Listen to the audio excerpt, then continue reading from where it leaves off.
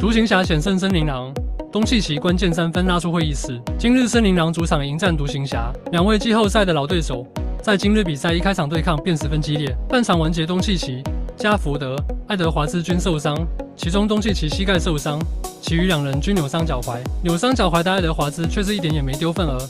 半场砍下24分，全场37分6篮板3助攻。反观独行侠核心东契奇，半场归来后状态不在。靠着欧文的神仙模式把比赛带到最后，欧文本场大开杀戒，全场35分，与爱德华兹形成对标姿势，把大兵东契奇拯救到第4节末。东契奇脑子一转，场地正确，位置正确，这不惜绝准绝杀森林狼那球吗？手起刀落，关键3分把自己拉出会议室。本场汤普森的表现也是可圈可点，加福德斯饼更是有着100%的命中率，莱弗利也逐渐的成长起来了。这支独行侠的竞争力似乎又上了一个档次。各位观众觉得独行侠这赛季有要拦止总冠军吗？